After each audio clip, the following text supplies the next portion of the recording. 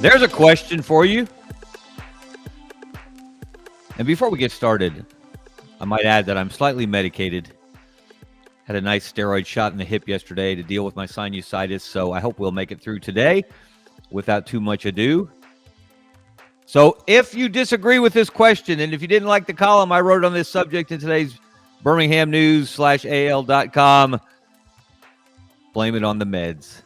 Could Alabama win it all in football and basketball this academic year? Is that possible?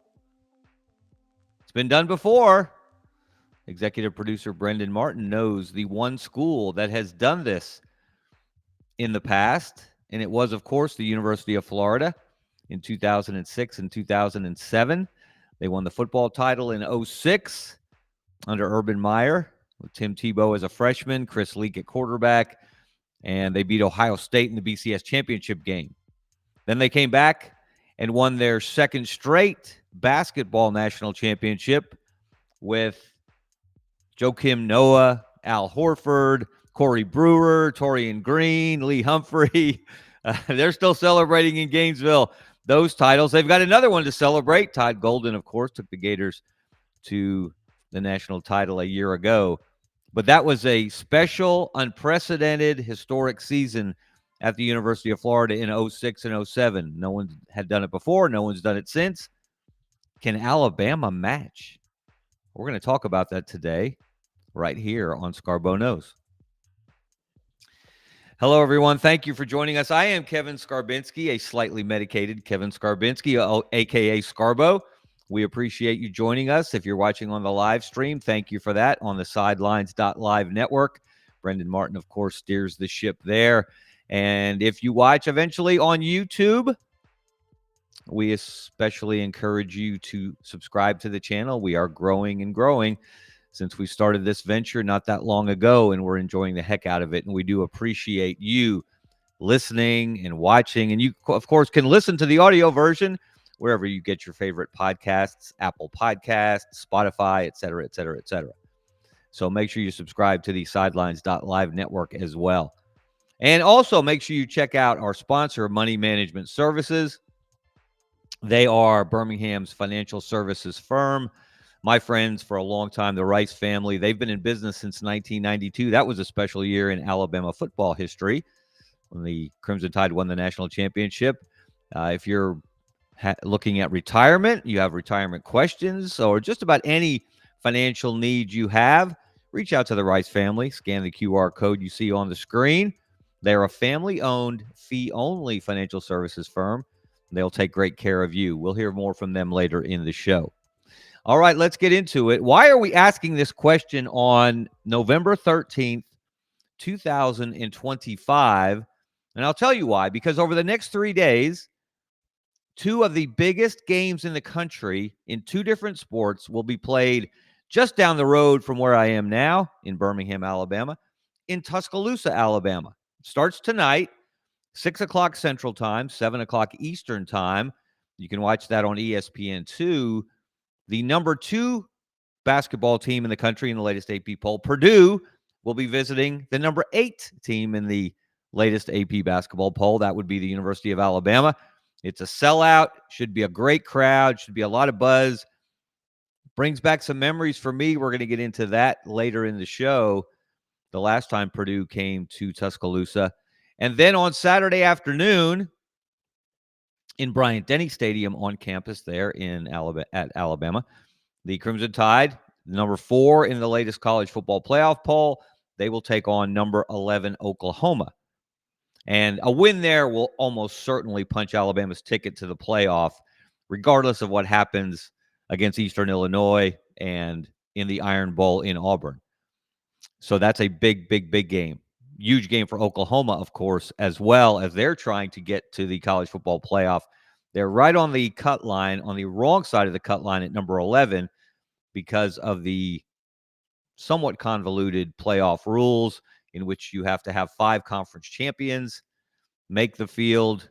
There will be teams ranked below Oklahoma. If they stayed at 11, for example, which they probably won't, given the games they still have to play, but if they did, they would be bumped out for teams ranked lower than them. And that's one flaw that still remains in the college football playoff system. Okay, but let's get into this. Let's get into those rankings. Let's get into why we call Tuscaloosa Title Town. Let's look at that right now, Brendan. If you will, pop that graphic in there. That's why I say welcome to Titletown. And if you look at the rankings there's only one school in America that is in the top 10 of both the latest college football playoff poll and the AP Top 25 men's college basketball poll. That is the University of Alabama. Now, this is not a surprise really on either front if you've been paying attention for any length of time, certainly since Nate Oates got to Tuscaloosa for the 2019-2020 season. Alabama is perennially a top 25 ranked team. They're a championship contender in the SEC and beyond. And right now they check in at number 8. They had a huge win on Saturday against St. John's in Madison Square Garden. And if you didn't watch the game, I did. And then I watched Florida against Florida State the other night. And of course, watched Florida throughout its run to the national title last year. And one thing that stood out to me was the guard play for Alabama was so good. LeBaron Philon, Aiden Holloway, Latrell Wrightsell Jr., who is really the heart and soul of that team. Those three guys combined for 63 points. And they were so superior in the backcourt to St. John's that it reminded me of that Florida team last year. And look, Walter Clayton Jr., Asia Martin, Will Richard now starting for the Golden State Warriors as a rookie. How about that? That may have been the best backcourt in SEC history. One of the best in college basketball history. And it certainly was the primary driver of that team. Of course, they had a great front court as well. The Gators relying more on the front court this year. The backcourt needs time to grow up and gel, and it may never get to that level. But they did make some plays. Boogie Flan showed some good signs down the stretch in that Florida State win.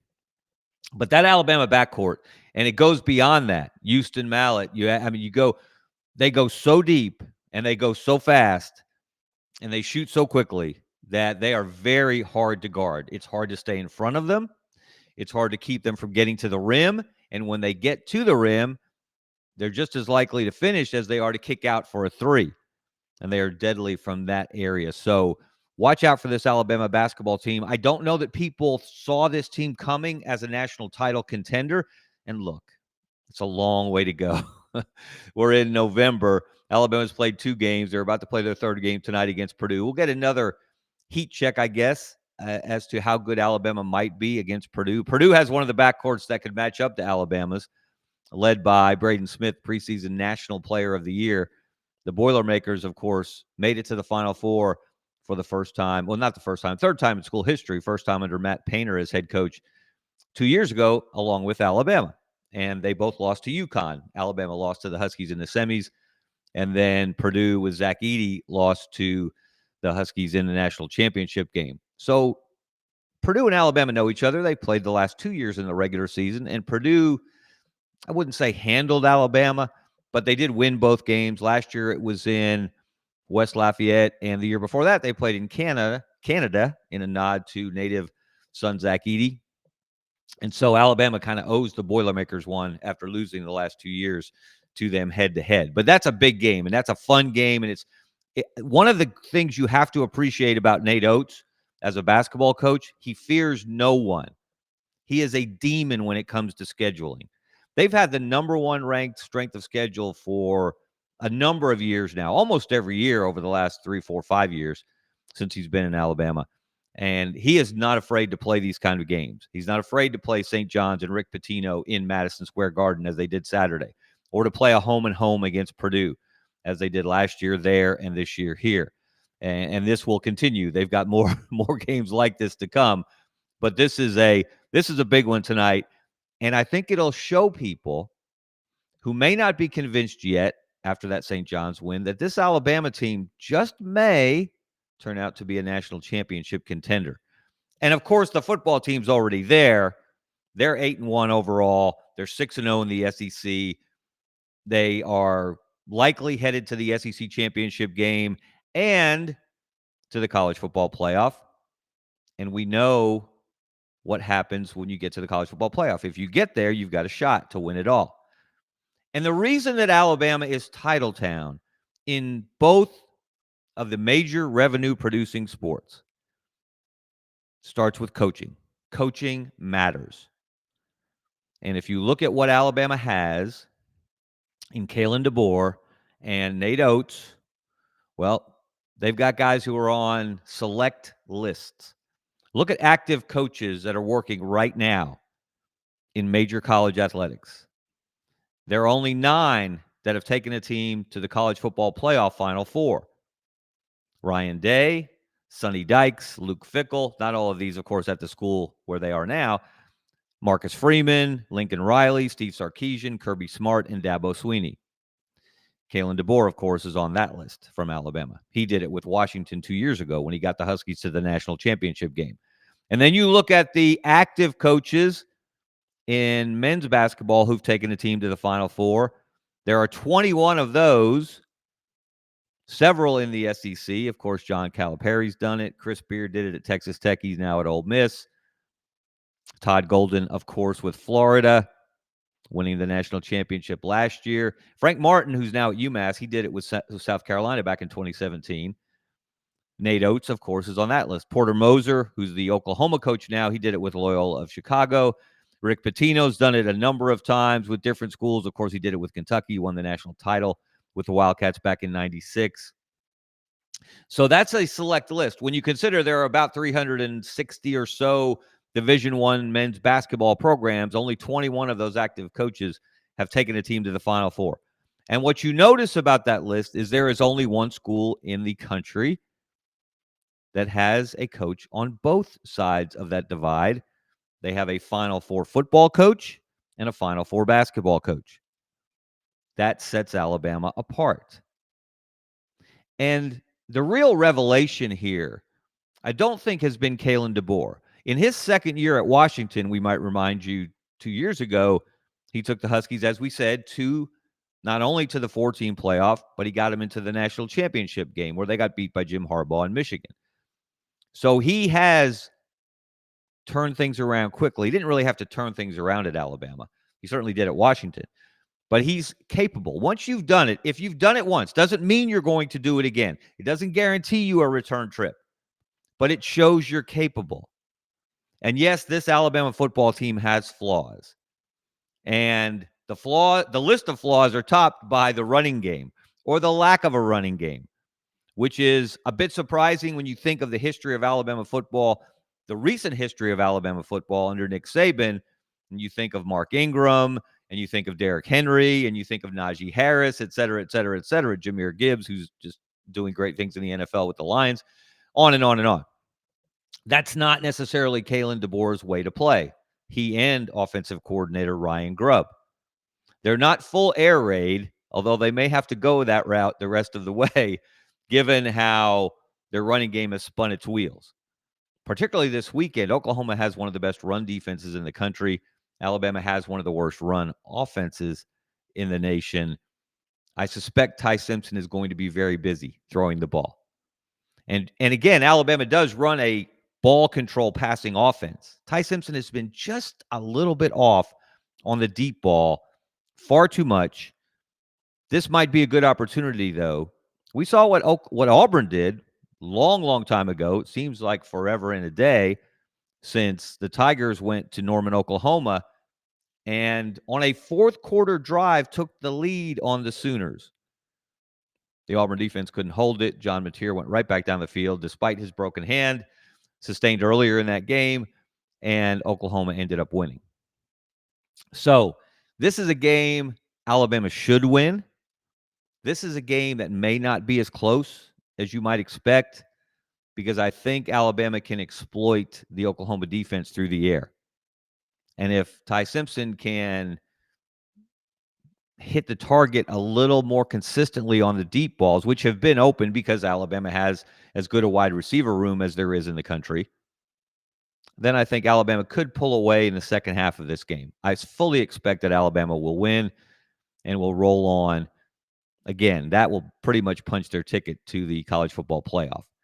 And then they can take care of business against Eastern Illinois and get ready for the Iron Bowl, which will not be a walkover. Not this year, not any year when they play in Jordan-Hare Stadium. Check out the last 3 visits. Actually, Auburn should have won 17, 19. Auburn could have won 4 straight. Really should have won 4 straight in Jordan-Hare. They won in 17. They won in 19. They coulda, woulda, shoulda in 21, went 4 overtimes, even with Brian Harsin on the sideline. And then in 23, we all remember Gravedigger. It's one of the reasons that they just dug Hugh Freeze's grave at Auburn. He couldn't win big games. He couldn't win rivalry games. He couldn't win games against ranked opponents, even when he had the other team on the ropes, as he did against Alabama back in 2023. Okay, enough about that. Coaching matters, obviously. And I would argue that right now, who has a better coaching combo in football and men's basketball than Alabama? I can't name one. I can't think of one that's even close, to be honest. As I said, that's the only school in the country that has a coach in football who's taken his team to the Final Four of the college football playoff, and in basketball who's taken his team to the actual Final Four. And they've done those things in the last several years. Kalen DeBoer again in Washington a couple of years ago, and Nate Oates 2 seasons ago with Alabama basketball. Oates has been the revelation, though. Let's look at what Alabama has accomplished since Nate Oates got to Tuscaloosa. Remember, he came from Buffalo. And not too many years before that, he was a high school coach in Michigan. Since he got to Alabama for the 2019-2020 season, look at these numbers. If you had predicted this at the time, the guys in the white coats may have come and taken you away. In his time at Alabama, they have 147 overall wins. That ranks first in the SEC. 75 SEC wins. That ranks first in the conference. 4 Sweet 16s. That ranks first in the league. 2 Elite Eights. That is tied with Tennessee for the most in the league in that time. And a Final Four, which is tied with Auburn and Florida, of course, who went last year for the most in the league. Now, this is a league that last year was as competitive, as deep, as talented as any in the history of college basketball. This is a league that has had coaches like John Calipari and Chris Beard and Todd Golden and Porter Moser, etc. Bruce Pearl. How can we leave out Bruce Pearl? He's not an active coach, but Auburn is very close to second in a number of these categories in that time. And, of course, this doesn't include Auburn's run in 2017-2018 when it won the SEC regular season title, or in 2019 when it won the SEC tournament and got to the Final Four. That run by Auburn helped spark Alabama to go find a new basketball coach, realize that Avery Johnson was not going to be the guy to take them where they needed to go, and Greg Byrne went and found Nate Oates. Now, he was well thought of as a mid-major coach, but I don't know that Greg Byrne, if he were honest, I think I've actually asked him this question. I think I actually asked him in one of the early editions of this podcast back in the spring if he envisioned this type of success, and he honestly said no, that this has been above and beyond. He knew Nate Oates was going to win at Alabama, or he fully believed it. But I don't think that anyone saw this coming, because Nate Oates has been one of the best coaches in college basketball over this time. And that's why Alabama is playing one of the biggest games of the early season. A week after playing one of the biggest games of the early season against St. John's and beating the Red Storm in Madison Square Garden, Alabama welcomes number 2 Purdue tonight. And what were the AP poll voters thinking? I'm not sure why they dropped Purdue, and Purdue was number 1 to start the season in the AP poll. They haven't lost yet. They haven't looked up to their standard, perhaps. And they still got the most first-place votes, but somehow Houston jumped them in the AP poll. So Houston's number 1 and Purdue's number 2. And how about this? How many times you've heard me say this a million times? Sometimes you laugh when I say it, but I always bring receipts that this is a basketball state as well as a football state. And the success of Alabama and Auburn and well beyond And kudos to Alabama State for beating UAB the other night in Birmingham. That's the first time UAB has ever lost to a team from the SWAC. Tony Madlock doing a great job at Alabama State. Of course, they were in the NCAA tournament last year. Andy Kennedy's done a great job at UAB, and he's coaching with one hand tied behind his back. That's a subject for another day. But this is a basketball state. And in the next several days, between Thursday and Sunday, the number one team in the country, Houston, will play right here in Birmingham at Legacy Arena against the number 22 team in the country. That would be the Auburn Tigers in their first year under Stephen Pearl. And then tonight, we've got number 2 Purdue and number 8 Alabama. I'm not sure there's another state in the country that has those high-level games happening in that short period of time this early in the season. It's a tribute to what Bruce Pearl and with the capable assistance of Stephen Pearl did at Auburn and what Nate Oates has done at Alabama. And by the way, fun fact on the basketball front. Don't get me started on these.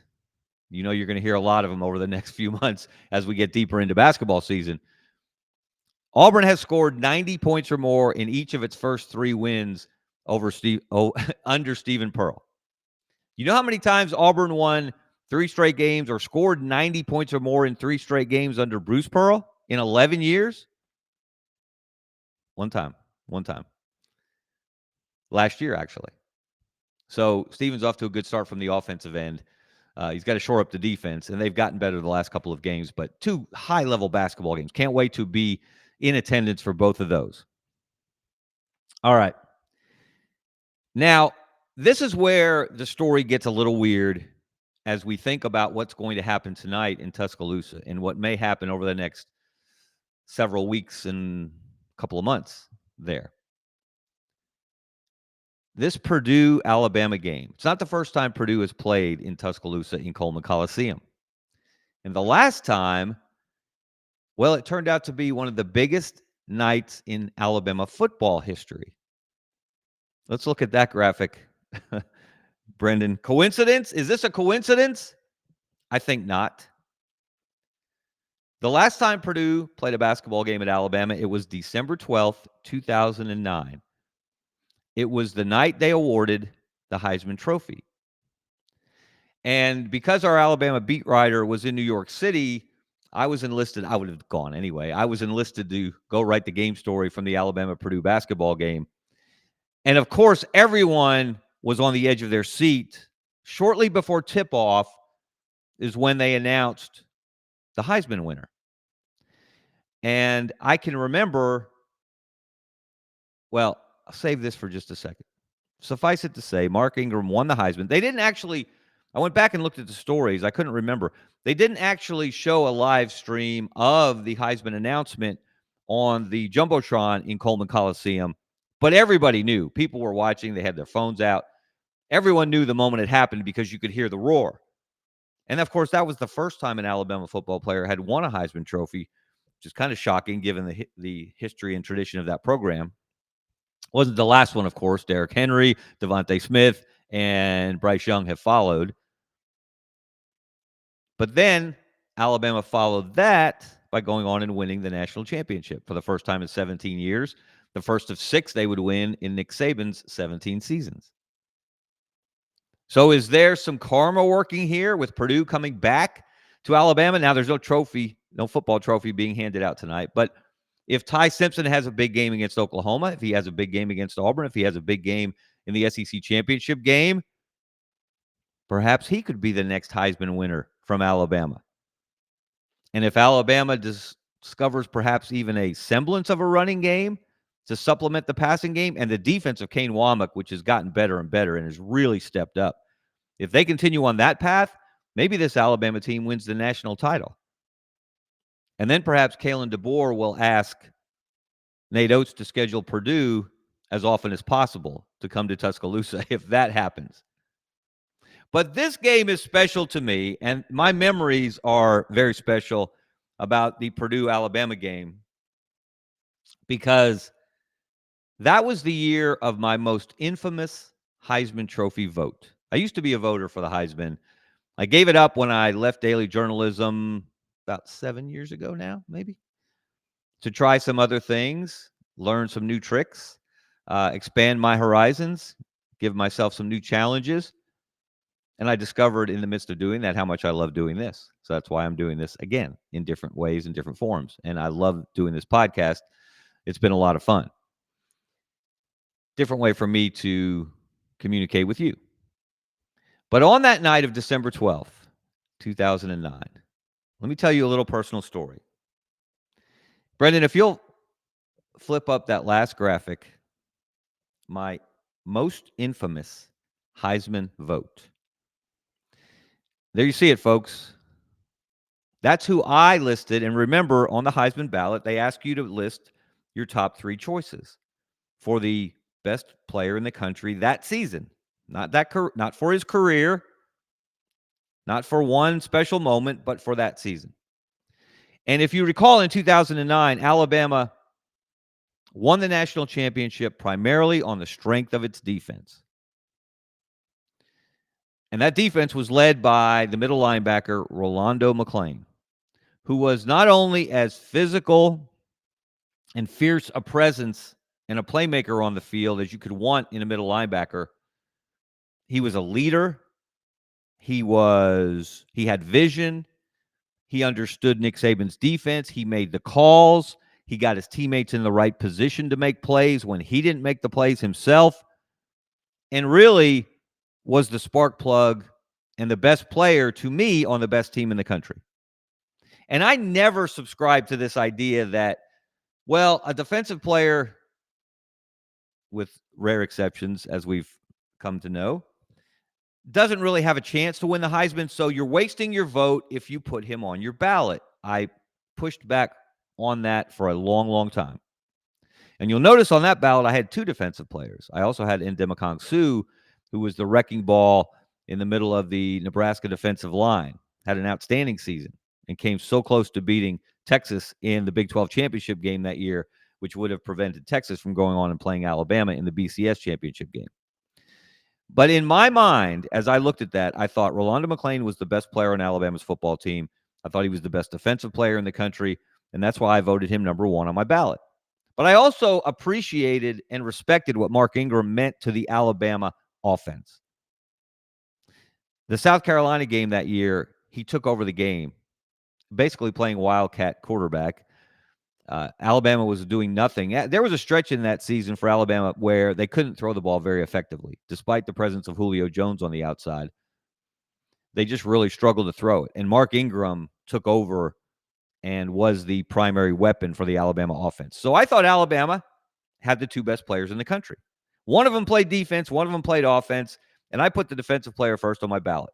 I may have been, this is probably not true, and there's probably no way to research it, but I may have been one of the few, shall we say, Heisman voters that ever put 2 players from the same team on his ballot in the first and second spots and got blowback like you wouldn't believe. I still hear from people today, all these years later, that question me and can't believe I did what I did. They suspected I was doing it for publicity. I didn't really need the blowback. I got plenty of interaction from readers then. My day job, my primary job, of course, columnist for the Birmingham News and AL.com. I didn't really seek the heat. I knew it would come, but I was honest, and that was my vote. And so that night in Coleman Coliseum, shortly before tip-off of Purdue and Alabama, and that was Anthony Grant's first year as the Alabama basketball coach. Alabama didn't have the same level of football and basketball coaches then that it does now. I'm in the media room. They had a TV, of course, in there, and it was tuned to the Heisman Trophy announcement. And I realized that based on all the projections, this was going to be a very, very close vote. And you know the way the Heisman voting works, right? Your first place selection gets 3 points, second place gets 2, third place gets 1. So my only thought was, don't let Mark Ingram lose the Heisman by 1 point, because he got 2 points on my ballot rather than 3 because I put him in second place rather than first. So that night, when the gentleman in the suit and tie at I don't know if it was at the Downtown Athletic Club then or the Nokia Theater in New York City, when he stepped to the podium for the moment of truth, and he said, in the closest vote in Heisman history, my heart immediately sank to my knees. And I thought, dear Lord, please, no. Not under any circumstances, but certainly not with me standing here in Coleman Coliseum, surrounded by close to 13,000 Alabama fans, and I've got to walk out of this room, and I've got to walk courtside to the media row area and show myself, because I'd already announced, because you were able to do that in those days, I'd already gone public with my vote. So the blowback and had already begun. So when that man said in the closest vote in Heisman history, yes, I got a little nervous. And he said the winner is from the University of Alabama, Mark Ingram. And so I breathed a sigh of relief that I wouldn't have to fight my way out of Coleman Coliseum that night. And that's my Heisman story. And I'm still sticking by the vote, by the way. And I did vote for other defensive players first on my ballot through the years. I did vote for two players from the same team. In fact, the very next year in 2010, I had Cam Newton 1 and Nick Fairley 2 because I thought they were the best offensive and defensive players in the country on that Auburn team that won the national championship. And I will die on those hills if I must. Came close in 2009 to dying on that hill. So I'm glad, though, that Mark Ingram was able to win the Heisman. I'm glad that Alabama was able to break their Heisman jinx.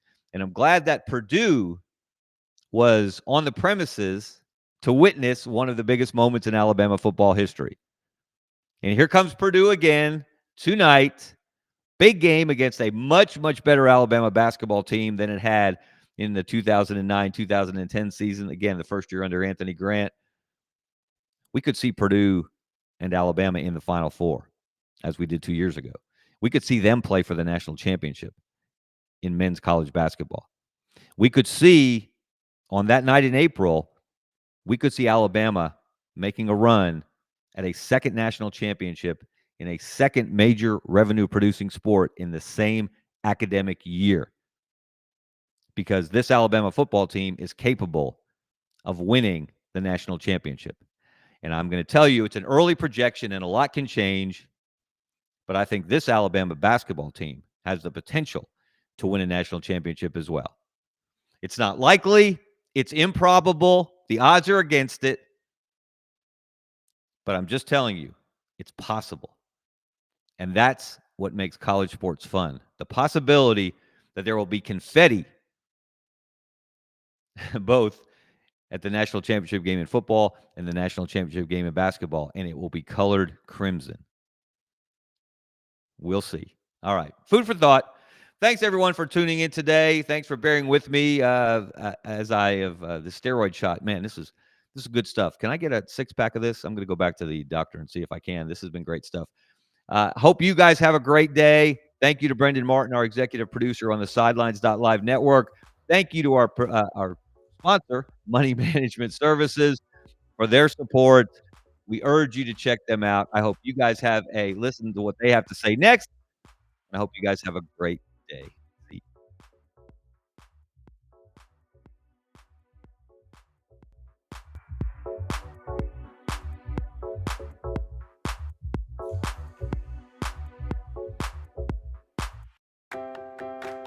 Since 1992, Money Management Services in Birmingham has provided individuals and business owners with trusted, fee-only financial advice. We're more than advisors, we're your financial family.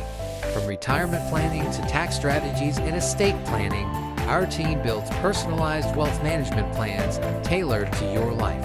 At Money Management Services, we treat you like family, because when you walk through our doors, you become part of ours.